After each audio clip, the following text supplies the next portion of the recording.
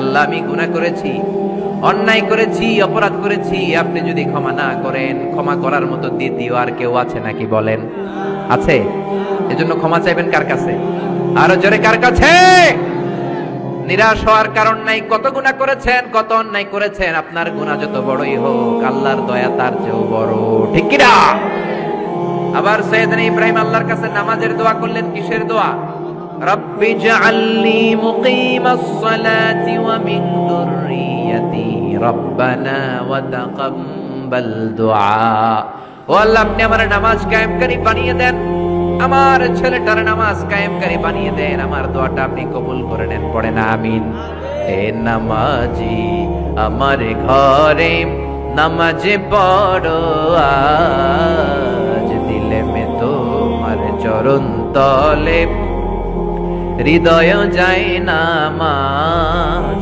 হে নামাজি আমার ঘরে নামাজে পড়ো আজ, দিলে মে তোমার চরণ তলে হৃদয় যায় নামাজ। পড়েন আল্লাহু আকবার। কেমন বাবা কেমন ছেলে, ছেলেও নবী বাবাও নবী। ছেলের নাম ইসমাইল, বাবার নাম ইব্রাহিম। নামগুলো কেমন লাগে? ভালো লাগে? ছেলে মেয়েদের নাম রাখবেন তো এগুলা? ইসমাইল রাখতে রাজি আছেন? ইব্রাহিম রাখতে রাজি আছেন? কেমন বাবা কেমন ছেলে। বাবা ছেলের জন্য দোয়া করলেন, ও আল্লাহ আমার ছেলের নামাজ কায়েমকারী বানিয়ে দেন। আবার এমন বাবা এমন ছেলে, দুই বাবা মিলে কাবা ঘর নির্মাণ করেছেন, ঠিক কিনা? বাবা মেইন রাজমিস্ত্রি, ছেলে হচ্ছে যোগালী, পাথর এনে দেয়, ইট এনে দেয়। সাইয়েদনা ইব্রাহিম কাবাঘর বানাতে বানাতে আর হাত দিয়ে নাগাল পায় না। আল্লাহর ডেকে বললেন, আল্লাহ আর তো নাগাল পাই না। আল্লাহ বললেন, টেনশন নাই, চিন্তা নাই, জান্নাত থেকে অটোমেটিক একটা পাথর এনে দিলাম, পাথরটার নাম মাকাম ইব্রাহিম। এই পাথরের উপর দাঁড়াও, যত উঁচুতে উঠতে মনে চায় পাথর অটোমেটিক উপরের দিকে উঠে যাবে। সাইয়েদনা ইব্রাহিম বানাতে শুরু করলেন। আবার এই দুই নবীকে আল্লাহ ধমক দিয়ে বললেন, তাহরা বাইতি লিত তাইফিনা ওয়াল আকিফিন। ও ইসমাইল, ও ইব্রাহিম, আমার ইবাদতকারী বান্দাদের জন্য, আমার হাজী সাহেবানদের জন্য, উমরাকারীদের জন্য বাপ বেটা মিলে ঝাড়ু নিয়ে কাবা ঘরকে ঝাড়ু দিতে শুরু করে দাও। সুবহানাল্লাহ। মসজিদেরি ঝাড়ু বারদার ও কামারে হাত শোনো আমারে মুনাজাত, শোনো শোনো ইয়া ইলাহি আমারে মুনাজাত, শোনো আমারে মুনাজাত। পড়েন আমিন। কত বড় হৃদয়ের মানুষ ছিল নবী, নবীদের বাবা আবুল আম্বিয়া খলিলুল্লাহ ইব্রাহিম আর তার ছেলে ইসমাইল, তারা মসজিদ ঝাড়ু দিয়েছে। আমরা মসজিদ পরিষ্কার করতে চাই না, এরকম আছে না নাই? একদল আছে মসজিদে ঢুইকাই বালু দেখলে মুয়াজ্জিন সাহেব রে খোঁজে, আছে না নাই? মুয়াজ্জিন সাহেব কোথায়, ইমাম কই, বালু কেন, টিকটিকির পায়খানা কেন, আপনি আসলেন কই মিয়া? আপনি ঝাড়ু দেন, আপনি পরিষ্কার করেন। নবী হয়ে তারা কাবা ঝাড়ু দিতে পারে, মসজিদ পরিষ্কার করতে পারে, আপনি কোন সলিমতি আর কলিমতি, ঠিক কি না? এজন্য মনে অনেক জ্বালা যন্ত্রণা, দোয়া করেন কবুল হয় না, মনে অনেক ব্যথা। আপনার ব্যথা যদি দূর করতে চান, এলাকার মসজিদ গুলারে পরিষ্কার করেন, মসজিদ যে ঝাড়ু দিয়ে দেন, আপনার মনের জ্বালা মিটিয়ে দিবে কে? আবার সাইয়েদনা ইউনূস আলাইহিস সালাম দোয়া করলেন, লা ইলাহা ইল্লা আনতা সুবহানাকা ইন্নী কুনতু মিনাল যালিমিন। বিপদে পড়েছেন, পড়ে এই দোয়া করেছেন। যত বিপদে পড়েন এই দোয়া করবেন। রাস্তায় অ্যাক্সিডেন্ট, এই দোয়া পড়েন। পেটে ব্যথা, এই দোয়া পড়েন। জেলের শিকার হয়েছেন, জুলুমের শিকার, এই দোয়া পড়েন। আমাদের বাংলাদেশে ঠেডা করলে এই দোয়া পড়ে, ঠিক কি না? তুফান হইলে, থান্ডার, বজ্রপাত হলে, দাদি নানীদের কাছে শুনছি এটা পড়ে। এটা শুধু তুফান হইলে পড়বেন না, এটা সব সময় পড়বেন, ঠিক কি না? এটা বিপদে পড়ার দোয়া। 1971 সালে পাকিস্তানি মিলিটারি বাহিনী আমাদের বাংলাদেশীদের উপর অনেক অত্যাচার করত। তারা জানতে চাইতো আমরা মুসলিম কিনা, মুসলিম হলে তারা ছেড়ে দিত, হিন্দু হলে আক্রমণ করতো, আছে না নাই? তারা দেখলেই জিজ্ঞেস করতো, সালে তুম মুসলিমা আর হিন্দু, তুই মুসলমান না হিন্দু? অনেক মুসলমানও তখন বাঁচার জন্য কালেমা শিখে নিস। দেখ, বাঙালি মুসলমানরা এক পাকিস্তানি মিলিটারি বাহিনী 71 সালে ধরছে, বেটা বল মুসলিম আর হিন্দু, তুই মুসলমান নাকি হিন্দু? বাঙালি কয় হাম মুসলিম, আমি মুসলিম। পাকিস্তানি বাহিনী বলে সালে কালিমা বাতাও, তাহলে কালিমা বল। বাঙালি কয় লা ইলাহা ইল্লা আনতা সুবহানাকা ইন্নী কুনতু মিনাজ জালিমিন।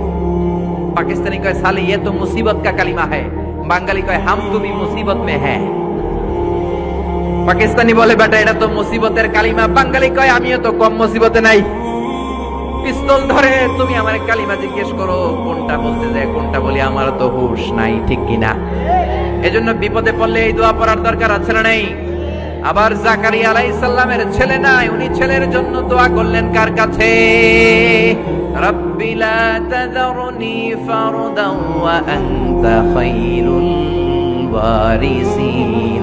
ও আল্লাহ, আপনি আমারে আটকুরা বানাবেন না, নিঃসন্তান বানাবেন না, সন্তান দিয়ে আমার কলিজাটা ঠান্ডা করে দেন।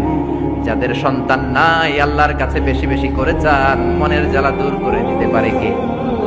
কেউ যেটা পারে না সেটা পারে কে? নাকি মাজারে যে খাসি মানত করবেন, মুরগি, মোমবাতি, লাল শালু, মশারি, সর্বনাশ। অনেক মাজারে মশারি দেওয়া, তো তোমার পীর সাহেবের কি মশাই কামড়ায়? হ্যাঁ, যে লোকটা মাজারে মশারি দেয় দেখবেন ওর বাপেরে মশাই খায়, ওর মারে মশাই কামড়ায়, চিল্লায় বলেন ঠিক কিনা? আরে বাবার কাছে যাও, মায়ের কাছে যাও, তাদের দোয়া বুলেটের আগেও কবুল হয়ে যায়। বুলেট মেরেছেন, বুলেট মিস হতে পারে, বোমা মেরেছেন, বোমা মিস হতে পারে, মায়ের দোয়া মিস হতে পারে। ওগো মা তুমি এই ধরনের শ্রেষ্ঠ নেয়ামত, তোমারই পদ তলে রয়েছে জান্নাত। ওগো মা তুমি এই ধরনের শ্রেষ্ঠ নেয়ামত, তোমারই পদ তলে রয়েছে জান্নাত, ঠিক কিনা? এজন্য দোয়া চাইবো মায়ের কাছে, বাবার কাছে। অনেকে না বুঝে মাজারে মশারি দেয়, লাল শালু দেয়, মোমবাতি দেয়। যে লোকটা মরে আছে ওর কি আলোর দরকার আছে? জোরে বলেন। আপনার জ্বালানো মোমবাতির আলো মাটি ফেড়ে কবরে ঢুকে সে আলো পায়, তো তাকে দেন কেন? গ্রামের যে সমস্ত ছেলে মেয়েদের ঘরের মধ্যে ইলেকট্রিসিটি নাই, জেনারেটর নাই, বিদ্যুতের অভাবে পড়াশোনা করতে পারেন, ওই মেধাবী ছেলেগুলোর ঘর খুঁজে খুঁজে তাদের ঘরে মোমবাতি পৌঁছায় দেন। আপনার আব্বার কবরটারে আলোকিত করে দিবে কে?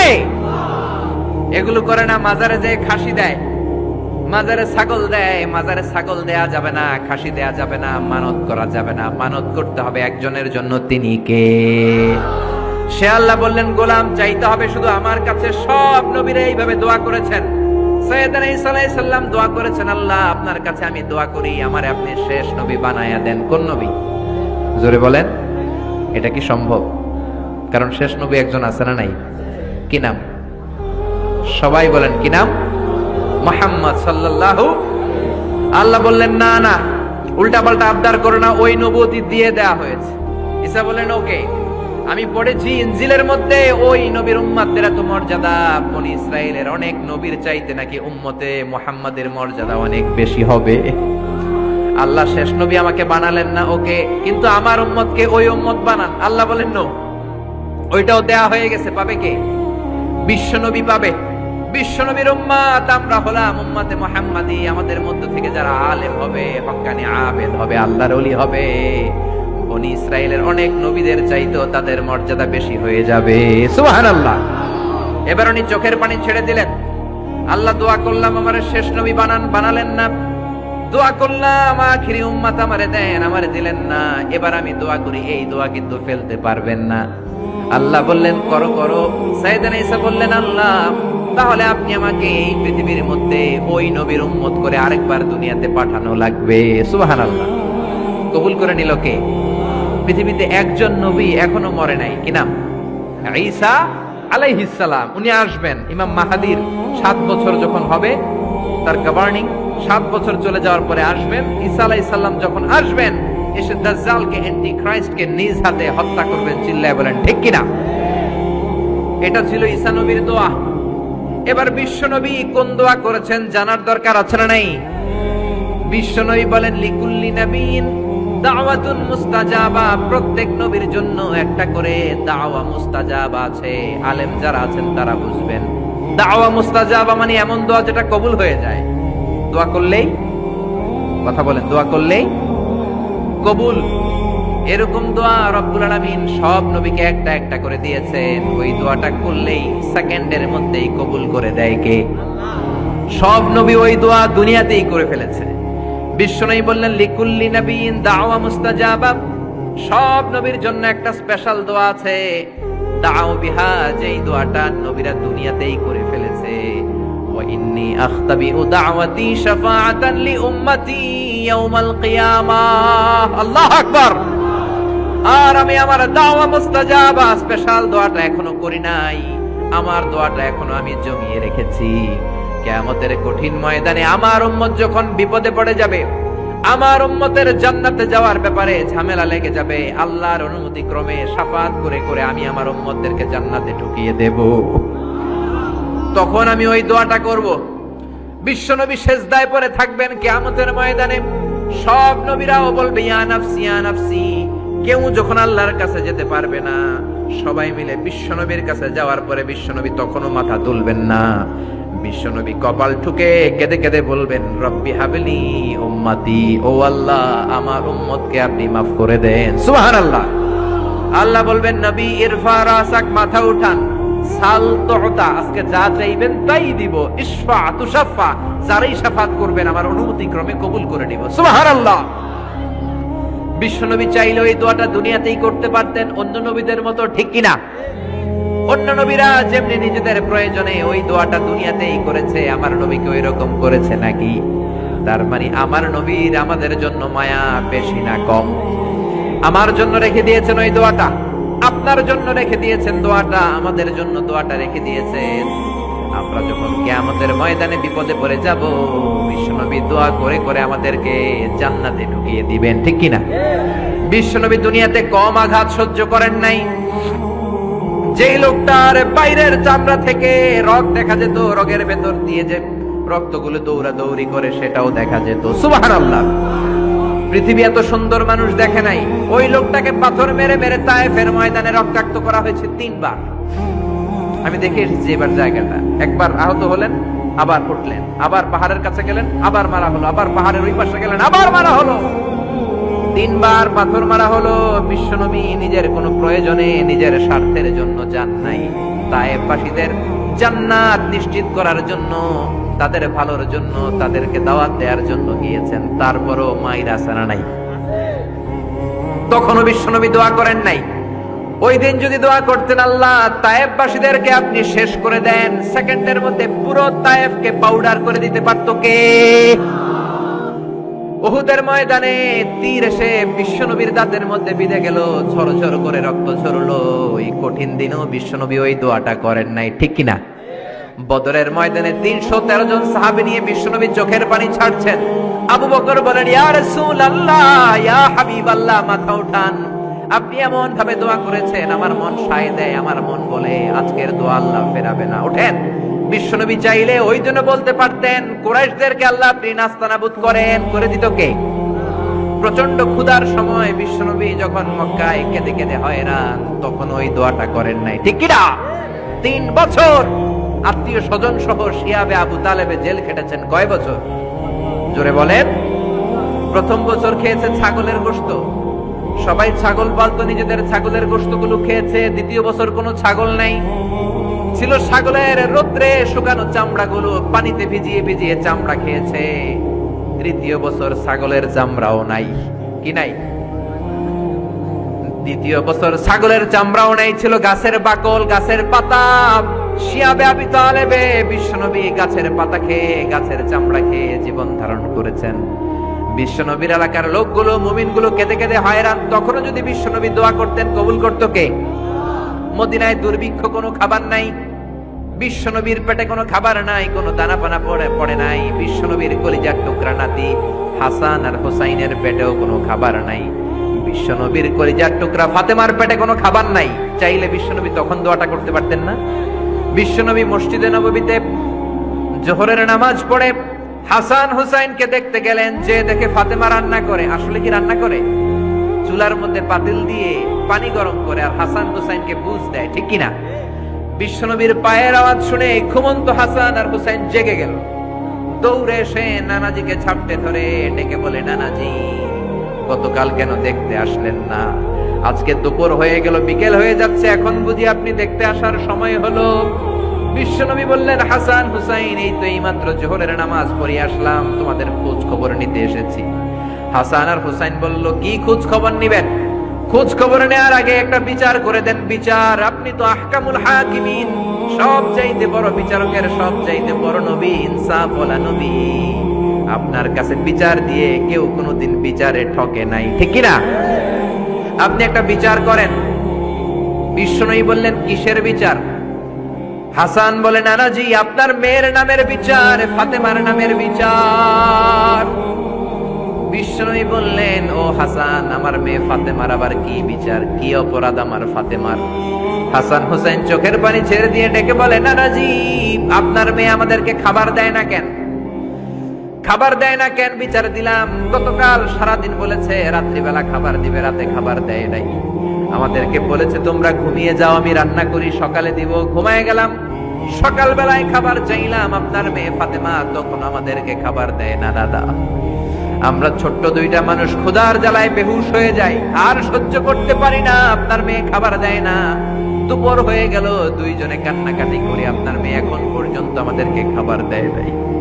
আমরা দুজন তো আর সহ্য করতে পারি না, কেন আপনার মেয়ে আমাদের সাথে এমন করে? আপনার কাছে বিচারে দিলাম, আপনি বিচার করেন। বিশ্বনবী আর কি বিচার করবেন? ধা ধা করে বিশ্বনবী চোখের পানিগুলো ছাড়েন, হুসাইনকে জড়িয়ে ধরলেন, হাসান রে জড়িয়ে ধরলেন, ডেকে বললেন, হাসান রে কাছে আয়। বিশ্বনবী শাম দেশের জুব্বা পড়তেন, শাম দেশের জুব্বাটা উপরের দিকে উঠালেন, হাসান রে দেখালেন, এই তো দেখ তোর নানার পেটের মধ্যে 3টা পাথর বাঁধা। একদিন না খেয়ে থাকার কারণে তোদের পেটে এত জ্বালা, এত কষ্ট। আমি বিশ্বনবীর পেটে গত 3 দিন যাবত কোনো দানা পানি পড়ে নাই। আমি বিশ্বনবী তো না খেয়ে আছি রে হাসান, আমি তো 3 দিন না খেয়ে আছি, আমার পেটেও তো কিছু নাই। নানাও কাঁদলেন, নাতিও কাঁদলেন, পুরো পৃথিবীও কাঁদলো, ঠিক কি না? ওই কঠিন ক্ষুধার দিন, ওই কঠিন দুর্ভিক্ষের দিন বিশ্বনবী যদি তার স্পেশাল দোয়াটা করতেন, জান্নাত থেকে জিব্রাইলকে দিয়ে খাবারের বস্তা পাঠিয়ে দিত কে? ওই দিনও বিশ্বনবী দোয়াটা করে নাই। আমার জন্য, আপনার জন্য, আমাদের জন্য দোয়াটা এখনো আসরাটাই। হাজার ব্যথা বেদনার পরে ফিরে আসনি তুমি আপন ঘরে, দিনের আলো তুমি ছড়িয়ে দিতে, চলে গেলে মদিনায় মক্কা ছেড়ে। হে রাসূল তোমাকে ভুলি আমি কেমন করে, হে রাসূল তোমাকে ভুলি আমি কেমন করে। খেয়ে না খেয়ে দিন প্রচারের কাজে নিজেকে দিয়েছ বিলিয়ে, তায়েফের কাফিরেরা চিনল না সে আলো, দুষ্ট ছেলেদের পিছু দিল লেলিয়ে, পাথরের আঘাতে ক্ষত বিক্ষত হয়ে সারা শরীর থেকে রক্ত ঝরে। হে রাসূল তোমাকে ভুলি আমি কেমন করে, হে রাসূল তোমাকে ভুলি আমি কেমন করে। পড়েন আল্লাহু আকবার। কি দিল দরিয়া নবী ছিল, নিজের বিপদের কথা ভুলে গিয়ে, নাতির বিপদের কথা ভুলে গিয়ে, ফ্যামিলির কথা ভুলে গিয়ে উম্মতের জন্য কেঁদেছে, ঠিক কিনা? গোটা বিশ্বের জন্য শিক্ষা এনেছে, সভ্যতা এনেছে, আমাদেরকে ভদ্রতা শিখিয়েছে। আর ওই নবীরে গালি দেয় এরকম কিছু ব্লগার বাংলার জমিনে আছে না নাই? তারা মানুষ নাকি শয়তান? এগুলো পিতৃ পরিচয়হীন জারদ সন্তান, জোরে বলেন ঠিক কিনা? 2 জায়গায় কেউ যদি আমাদেরকে ইনসাল্ট করে আমরা সহ্য করতে পারি না। এক হচ্ছে কোরআন, কোরআনকে নিয়ে গালি দিলে আমাদের কলিজায় আগুন আছে না নাই? বিশ্বনবীরে গালি দিলে কলিজায় আগুন ধরে যায়, যদি না ধরে যায় তুমি মুমিন নও, তুমি মুনাফিক। চিল্লা এখন ঠিক কিনা? বিশ্বনবীরে গালি দিলে কলিজায় আগুন লাগে, কলিজায় আগুন লাগে মুসলমান। কার কার লাগে? 2 হাত উঁচু করে আল্লাহর দেখা। লিল্লাহি তাকবীর, লিল্লাহি তাকবীর, লিল্লাহি তাকবীর। আল্লাহ আমাদের হাতগুলোকে কবুল করে নেক, আমরা পড়ি আমিন। আর জোরে পড়েন আমিন। এজন্য বিশ্বনবীর সুন্নাহ আমাদের আসল সম্বল। বিশ্বনবী যে শিক্ষা আমাদের কাছে রেখে গিয়েছেন সেটাই সম্বল, ঠিক কিনা? বিশ্বনবীর আগের গুনাহ মাফ, পরের গুনাহ মাফ, তারপরেও তিনি আল্লাহর কাছে যখন দোয়া করতেন ছোট্ট বাচ্চার মতো হাউ মাউ করে কেঁদে দোয়া করতেন। আমরা করি? আমাদের কান্না সেই না? এত পাষাণ আমাদের হৃদয়, এত আধুনিকতার মধ্য দিয়ে আমরা সময় কাটাচ্ছি। সোশ্যাল মিডিয়ার ভেতরে আমাদের এত সময় দেয়া হয়। এই সোশ্যাল মিডিয়া আমাদেরকে ঘুমাতে দেয় না, আমাদেরকে স্বাভাবিকভাবে চলতে দেয় না, আমাদের অন্তরটাকে নরম হতে দেয় না, ঠিক কি না? আমাদের কান্না আসে না, আমাদের হৃদয় পাষাণ হয়ে গেছে, আমাদের হৃদয় নরম হয় না। অন্যের দুঃখে আমরা দুঃখ পাই না, অন্যের দুঃখে যারা দুঃখ পায় না তারা মানুষ হতে পারে না, ঠিক কি না? ছাগলের পেট থেকে বেরোলে ওইটারে আমরা বলি ছাগল, গরুর পেট থেকে বেরোলে আমরা ডাকি গরু, মুরগির পেট থেকে বেরোলেই সেটা মুরগি হয়ে যায়, কিন্তু মানুষের পেট থেকে বেরোলে সেটা মানুষ হয় না, ওইটারে মানুষ বানাতে হয়, ঠিক কি না? এই দুনিয়া এখন তো আর সেই দুনিয়া নাই, মানুষ নামের মানুষ আছে, দুনিয়া বোঝাই, সেই মানুষের ভিড়ে আমার আসল মানুষ নাই, ঠিক কিনা? আসল মানুষের বড় অভাব। অন্যের দুঃখে কাঁদবে, অন্যের জ্বালা নিজের অন্তরেও জ্বালার সৃষ্টি করবে, সেই মানুষ আর নাই, ঠিক কিনা? বিশ্বনবীর আগের গুনাহ নাই, পরের গুনাহ নাই, তারপরেও মুনাজাতে হাউমাউ করে কাঁদতেন। তিনি দোয়ায় বলতেন, আল্লাহ ইন্নী আব্দু কবনু আব্দি কবনু আমাতিক নাসিয়াতি বিয়াদিক। ও আল্লাহ, আমি আপনার গোলাম, গোলামের ঘরের গোলাম, বান্দির ঘরের গোলাম। আল্লাহ আমি আপনার গোলাম, গোলামের ঘরের গোলাম, মানে আমার বাপ আব্দুল্লাহ আপনার গোলাম, আমরা গোলাম বংশের। সুবহানাল্লাহ! গোটা বিশ্বের শ্রেষ্ঠ মানুষটা নিজের গোলাম বলতে দ্বিধাবোধ করতো না, বলতো আমি আপনার গোলাম, গোলামের ঘরের গোলাম, বান্দির ঘরের গোলাম, নাসিয়াতি বিয়াদিক। আমার মাথার চুলের ঝুঁটি আপনার হাতের মুঠোয়, আমার চুলের ঝুঁটি আপনার হাতের মুঠোয়, গোলামের মতো যেখানেই টানবেন আমি ওখানেই যাব। আল্লাহু আকবার! এই ছিল বিশ্বনবীর বিনয়। নিজেকে গোলাম বলতে স্বাচ্ছন্দ্য বোধ করতেন, কোনোদিন জীবনে অহংকার করেন নাই। কোনোদিন বিশ্বনবী কারোর সাথে মুসাফা করতে যে নিজে আগে হাত টানেন নাই, যতক্ষণ না ওই লোকটা তার হাত টেনে নিয়েছে। সুবহানাল্লাহ! আর বিশ্বনবীর হাত ছিল আলিয়ানু মিনাত দিবাজ, রেশমের কাপড়ের চেয়েও নরম। সিল্ক চিনেন? সিল্ক, সিল্কের কাপড়ের চেয়ে বিশ্বনবীর হাত ছিল নরম। এই নরম হাত মুসাফার মধ্যে যে একবার পাইতো কেউ ছাড়তে চাইতো না, ধরেই রাখতো। আর বিশ্বনবী নরম হৃদয়ের নবী, কেউ যদি না ছাড়ে বিশ্বনবীও ছাড়তেন না। সুবহানাল্লাহ! ওই নবী মুনাজাতে কাঁদতেন। এজন্য ভাইরা এই কথা বললেন না আল্লাহ আমার দোয়া শোনে না, আপনি দোয়ার মতো দোয়া করেন নাই, এজন্য শোনে নাই, ঠিক কি না? দোয়া কবুল হওয়ার রহস্য হচ্ছে চোখের পানি। বিশ্বনবী বললেন দুইটা চোখের পানি আল্লাহর কাছে সব চাইতে সেরা। এক হলো জিহাদের ময়দানে রক্তের ফোঁটা, দ্বিতীয় হলো আল্লাহর ভয়ে মোনাজাতের মধ্যে চোখ থেকে বেয়ে বেয়ে পড়া পানির ফোঁটা। আবার বিশ্বনবী বললেন অনুশোচনার চোখের পানি, চোখ দিয়ে নাকের ডগা বেয়ে বেয়ে জমিনে পড়ার আগে ওই দোয়াটা কবুল করে নেয় কে? এজন্য চাওয়ার সময় নিজেরে ছোট করেন, বলবেন আল্লাহ আমি আপনার গোলাম, গোলামের ঘরের গোলাম, বান্দির ঘরের গোলাম, আমার চাইতে ক্ষুদ্র ছোট কেউ নাই, এমন কোন গুনাহ নাই আমি করি নাই, তুমি ছাড়া আমারে পার করার কেউ নাই, ঠিক কিনা? এরকম দোয়ার মধ্যে নিজেরে ছোট করে দেন, আপনার দোয়া কবুল করবে কে? এজন্য সব সময় চাইবে একজনের কাছে, তিনি কে? একদল আছে বা এক শ্রেণীর লোক আছে, রোগে যখন পড়ে তখন আল্লাহরে ডাকে, রোগ ভালো হয়ে যায় আল্লাহরে ভুলে যায়, আছে না নাই? নির্বাচনের আগে আল্লাহরে ডাকে, নির্বাচন শেষ আল্লাহরে ভুলে যায়, আছে না নাই? সমস্যায় পড়েছে আল্লাহরে ডাকে, সমস্যা নাই আল্লাহরে ভুলে যায়, আছে না নাই? এমন করা যাবে না, সব সময় ডাকবেন। তবে রব্বুল আলামিন বলেন স্পেশাল কিছু সময় আছে, ওই সময় দোয়া করলে দোয়া কবুল করে নেয় কে? তাহাজ্জুদের সময় দোয়া করবেন। وَمِنَ اللَّيْلِ فَتَهَجَّدْ بِهِ نَافِلَةً لَكَ عَسَىٰ أَن يَبْعَثَكَ رَبُّكَ مَقَامًا مَحْمُودًا। তাহাজ্জুদের নামাজ পড়লে আপনার মর্যাদা বাড়ায় দিবে কে? এখন হুজুর আমরা তো ফজরই পড়ি না, তাহাজ্জুদ কখন পড়বো? তাহাজ্জুদ তো তাদের যারা ফজর পড়ে, ঠিক না? ফজরই তো পড়ে না, তাহাজ্জুদ কখন? ফজরের সময় মসজিদের বেহাল দশা। ফজরের সময় যত মসজিদে নামাজ পড়লাম খালি মুরব্বি চাচাদেরকে পাওয়া যায়, ইয়াং ছেলেরা নাই, ফজরের নামাজ মুরব্বীদের জন্য নয়, ফজরের নামাজ তোমাদের মতো ইয়াংস্টার যারা আছো তাদের জন্য, ঠিক কি না?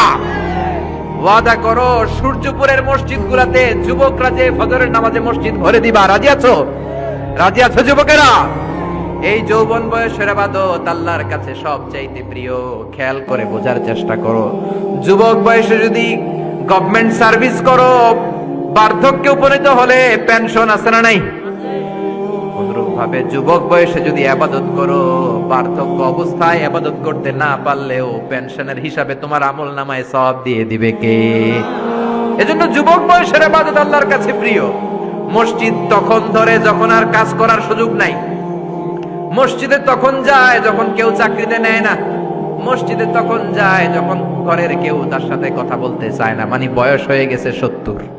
তখন দাড়ি রাখে যখন শেভ করতে গেলে হয় গাল কাটবে নয় ব্লেড ভাঙবে, ঠিক না?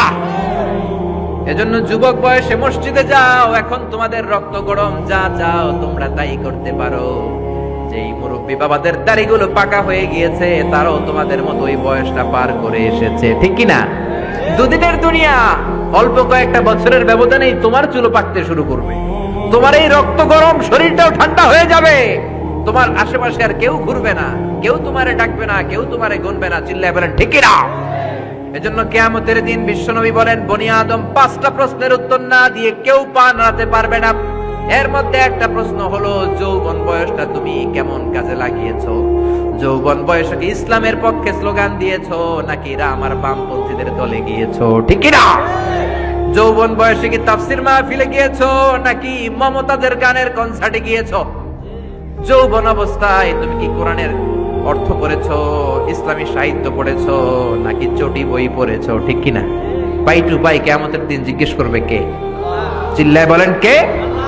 এজন্য তাহাজ্জুদের অভ্যাস করেন। যারা তাহাজ্জুদ পড়ে তাদের চেহারায় একটা আলাদা গ্লেস আছে। লোকটা কালো হলেও, যদি কালো রঙের লোক হয়, একটা গ্লেস আছে। আমার অনেক কালো বন্ধু আছে। আমি মিশরে পড়েছি, students of more than 100 nationalities we used to study, stay and dwell in the same place. 100টারও বেশি দেশের ছাত্র থাকতাম। আমার অনেক আফ্রিকান বন্ধু ছিল, কুচকুচে কালো, তেলতেলে, কিন্তু কালো হলেও চেহারা একটা সৌন্দর্য আছে না নাই? এজন্য কালো মানুষও যদি তাহাজ্জুদ পড়ে চেহারায় নূর বাড়িয়ে দিবে কে? 2 নম্বরে হলো আযান আর ইকামতের মাঝখানে যদি দোয়া করে, ওই দোয়া কবুল করে কে? এটা অনেকে জানে না। আযান দিয়েছে, মসজিদে গিয়েছে, সুন্নত নামাজ পড়ে বসে আছে, কখন ইকামত হবে, আরো 5 মিনিট বাকি, মাথা চুলকায়, আছে না নাই? মোবাইল টেপাটেপি করে, ফেসবুকিং করে, ঘড়ির দিকে তাকায় আছে, ঘড়ির কাঁটাও ঘুরে, ওর মাথাও ঘুরে, আছে না নাই? তো বসে থাকবা কেন তুমি? 5 মিনিট সময় আছে, চাইতে হবে কার কাছে? বাজারে যাওয়ার সময় যেমনি আপনি লিস্ট করে নিয়ে যান, এটা লাগবে ওটা লাগবে, মসজিদে যাওয়ার সময় মোবাইলের টুকি নিয়ে যান, কাগজের টুকি নিয়ে যান। আল্লাহ আমার সুন্দরী বউ লাগবে, বউ দাও, দিবে কে? এই বেটা দিবে কে? নেককার বিবি লাগবে, দিবে কে? গোল্ডেন এ প্লাস পেতে চাই, দিবে কে? উমরা করতে চাই, পাসপোর্টে ভিসা লাগে না, ভিসা করে দিবে কে? দুরারোগ্য ব্যাধি, অনেক ওষুধ খেলাম, অনেক দেশে গেলাম, কোন ডাক্তার ভালো করতে পারে না, কিন্তু ডাক্তারেরও বড় ডাক্তার আছে না নাই? কেউ যেটা পারে না, পারে কে? আযান ইকামতের মাঝখানে দোয়া আল্লাহ ফেরায় না। হাদিসে এসেছে, দুআ লা ইরাদ্দু বাইনাল আযানি ওয়াল ইকামা। আযান এবং ইকামতের মাঝখানে সময়টাতে দোয়া করবেন। তারপরে বিশ্বনবী বললেন, দুবুরাস সালাওয়াতিল মাকতুবা, ফরজ নামাজের পরে দোয়া করলে কবুল করে কে? আমাদের দেশে আসসালামু আলাইকুম রাহমাতুল্লাহ, আসসালামু আলাইকুম, আমিন ইয়া আরহামার রাহিমিন, আছে না নাই? এই দোয়া বিশ্বনবী এইভাবে দোয়া করতেন না। বিশ্বনবী সালাম ফেরানোর পরে পড়তেন আল্লাহু আকবার। কি পড়তেন? নামাজ শুরু আল্লাহু আকবার দিয়ে, শেষও আল্লাহু আকবার দিয়ে। তারপরে সাহাবীদের দিকে ফিরে বসতেন। আমাদের দেশে শুধু ফজরের নামাজ আর আসরের নামাজ, এই 2 ওয়াক্তে ইমাম সাহেব ফিরে বসে, ঠিক কিনা? তো সুন্নাহ হচ্ছে 5 ওয়াক্ত নামাজেই ইমাম সাহেব মুসল্লিদের দিকে ফিরে বসবে। এরপরে বিশ্বনবী পড়তেন 3 বার আস্তাগফিরুল্লাহ, আস্তাগফিরুল্লাহ, আস্তাগফিরুল্লাহ। তারপরে বিশ্বনবী পড়তেন আল্লাহুম্মা আনতাস সালাম ওয়া মিনকাস সালাম, এই দোয়াটা। এরপরে পড়তেন রাদিতু বিল্লাহি রাব্বা, এই দোয়া। এরপরে পড়তেন আল্লাহুম্মা লা মানিআ লিমা আ'তাইতা ওয়া লা মু'তিয়া লিমা মানা'তা ওয়া লা ইয়ানফা'ু যাল জাদ্দি মিনকাল জাদ। তারপরে আয়াতুল কুরসি পড়তেন। তারপরে বিশ্বনবী 33 বার সুবহানাল্লাহ, 33 বার আলহামদুলিল্লাহ, 33 বার আল্লাহু আকবার, আছে না নাই? এই তাসবিহগুলো আগে আপনি পড়বেন ঠান্ডা মাথায়। এরপরে যদি দোয়া করতে মনে চায়, সম্মিলিত মনে চায় করেন, একা একা মনে চায় করেন, বা হাত তোলা ছাড়া এমনি মুখে করেন, সমস্যা নাই, কিন্তু আগে তাসবিহ গুলা পড়তে হবে। চিল্লায় বলে ঠিক না? এই তাসবির সুন্নাত নাই। মানুষগুলো এত অস্থির, সালামের পরে কখন বেরোবে, কখন বেরোবে, মনে হয় পাবলিক টয়লেটে ঢুকছে, ঠিক না? পাবলিক টয়লেট হচ্ছে এমন জায়গা যে পাবলিক টয়লেটের ভিতরে আছে ও বের হওয়ার জন্য ছটফট করে, আর যে বাইরে সিরিয়াল ধরে আছে ও ঢোকার জন্য ছটফট করে, ঠিক কিনা? মনে হয় পাবলিক টয়লেটে এসেছে, মসজিদে ঢুকেছো, আল্লাহুম্মা বলে তুমি ঢুকে গেলা আল্লাহর নাম নিয়ে। যখন মসজিদে ঢুকে গেলা, তোমার মাথার উপরে রহমত ঢালছে কে? মসজিদ হচ্ছে রহমতের জায়গা। সালাম ফেরানোর পরে তাসবিহ পড়েন, তারপরে আপনি দোয়া করেন। এজন্য সালাম ফেরানোর পরে দোয়া কবুল করে কে? এরপরে বিশ্বনবী বললেন ইনদা নুজুলিল মাতার, আকাশ থেকে যখন বৃষ্টি নামে, ওই বৃষ্টি নামার সময় যদি দোয়া করেন, দোয়া কবুল করে কে? আর দোয়া লা ইউরাদ্দু তাহতাল মাতার, তুফান ওই বৃষ্টি না, ভ্যাপসা একটা গরম, এই গরমটাকে দূরে সরিয়ে দেওয়ার জন্য একটা ঝিরিঝিরি ঝিরিঝিরি বৃষ্টি পড়ে। ওই বৃষ্টির নিচে দাঁড়িয়ে বৃষ্টির পানি নিয়ে দোয়া করলে কবুল করে কে? জানেই না মানুষ, ঠিক কিনা? বরং বৃষ্টি আসলে গান গাওয়া শুরু করে দেয়, এই বৃষ্টি ভেজা রাতে তুমি চলে যেও না। আছে না নাই? তো চলে যাবো না, কি করবো? থেকে যাবো তোমার সাথে? এগুলো করা যাবে না। বৃষ্টি রহমতের বৃষ্টি, তুমি বৃষ্টি হাতে নিয়ে দোয়া করো। সুন্দরী বউ লাগবে, দিতে পারে একজন, তিনি কে? এজন্য চাইতে হবে একজনের কাছে, তিনি কে? কদরের রাতে দোয়া করলে আল্লাহ কবুল করে, খতমে কোরআনের পরে দোয়া করলে আল্লাহ কবুল করে, হজের মানাসিকুল হজের মধ্যে যে দোয়া করলে কবুল করে, মুসাফির দোয়া করলে কবুল করে, রোজাদার ব্যক্তি দোয়া করলে আল্লাহ কবুল করে, মাজলুম ব্যক্তি দোয়া করলেও আল্লাহ কবুল করে। এজন্য বিশ্বনবী বলেছেন ইত্তাকু দাওয়াতাল মাজলুম, মাজলুমের বদদোয়ারে ভয় করো, ফা ইন্না লাইসা বাইনাহু ওয়া বাইনাল্লাহি হিজাব, তার আর তার আল্লাহর মাঝে কোনো পর্দা থাকে না। মাজলুম দোয়া করলেই কবুল, সুবহানাল্লাহ। এরপরে স্পেশাল দোয়া হলো মা বাবার দোয়া। এই দোয়া কোনোদিন ফিরে না, সুবহানাল্লাহ পড়েন। রাজি আছেন মা বাবার কাছে দোয়া চাইতে? রাজি আছেন তো? কোন ঘর আছে যে ঝগড়া হয় না? এরকম কোন ঘর পৃথিবীতে নাই। ঝগড়া হবে, মা বাবার সাথে মিস আন্ডারস্ট্যান্ডিং হবে, হয়ে যেতে পারে দু চার কথা, কিন্তু ক্ষমা চাইতে হবে, ঠিক কিনা? মা বাবার শুধু দোয়াটাই কবুল নয়, মা বাবার দোয়াও কবুল, বদদোয়াও কবুল। কি আজীব তামাশা! এমন যদি হয়তো দোয়াটা কবুল হয় কিন্তু বদদোয়াটা কবুল হয় না, তাহলে তো বাইসা যেতাম, ঠিক কিনা? কিন্তু দোয়াও কবুল, বদদোয়া। আমাদের সবচাইতে বড় পীর হবে আমার বাবা, সবচাইতে বড় পীর হলো আমার মা। সবচাইতে বেশি আমরা যার কাছে দোয়া চাইতে যাব, তিনি হলেন আমার বাবা, তিনি আমার মা। চিল্লায় বলেন ঠিক কিনা? খবরদার, মা বাবার সাথে যদি বেয়াদবি হয়, সূর্যপুরের ছেলেরা মেয়েরা যার কানে আমার মাইকের আওয়াজ যায়, খবরদার, তোমার জীবন বরবাদ হয়ে যাবে, কপাল পোড়া হয়ে যাবা তুমি। তোমার কপালের সেজদা দিয়ে তুমি কালো দাগ ফেলতে পারবা, 10টা হজ করে হাজী সাহেব টাইটেল নিতে পারবা, কিন্তু তোমার জন্য জাহান্নাম নির্ধারিত হয়ে থাকবে, ঠিক কিনা? এজন্য খবরদার, মা বাবার সাথে যদি কোনো কারণে মনোমালিন্য হয়, অনেক ফ্যামিলিতে হয়, শাশুড়ি বউয়ের মধ্যে ঝগড়া মিলে না, এরকম ফ্যামিলি আছে না নাই? হতেই পারে, শাশুড়ি এক আমলের, বউ আর এক আমলের, ঠিক কিনা? বসেন, একসাথে বসেন, আমাদের ফ্যামিলি মিটিং হয় না, আমাদের বসা হয় না, মা বাবারা হয়তো বসতে চায় না, বসেন, সুন্দরভাবে বিনয়ের সাথে বলেন, কেঁদে কেঁদে মা বাবার কাছে বলেন, ঠিকই আপনার মা আপনারে মাফ করে দিবে, ঠিক কিনা? মায়ের পা ধরে যদি কেউ মাফ চাওয়ার মতো মাফ চায়, এমন কোন মা নাই যে মাফ না করে বসে থাকতে পারে, ঠিক কিনা? এজন্য খবরদার, মা বাবা যাদের বেঁচে আছে তাদের কাছে দোয়া চান, তাদের দোয়াই আপনার বড় সম্বল, ঠিক কিনা? চাইবেন তো? কারো যদি বেয়াদবি হয়ে থাকে, পা ধরে ক্ষমা চাইতে রাজি আছেন? রাজি আছেন সবাই? আল্লাহ পাক আমাদের সবাইকে কথাগুলো বুঝার ও আমল করার তৌফিক দান করুক, আমরা পড়ি আমিন। এজন্য বিপদে আপদে সব সময় আমাদের ভরসা এবং আস্থার জায়গা একটা, তিনি কে? এই দরবারটা 24 আওয়ার্স খোলা। দুনিয়াতে অনেক দরবার বন্ধ হয়ে যায়, সুপার শপ বন্ধ হয়ে যায়, অফিস আদালত বন্ধ হয়ে যায়, কিন্তু আল্লাহর দরবার 24 ঘন্টা খোলা আছে না নাই?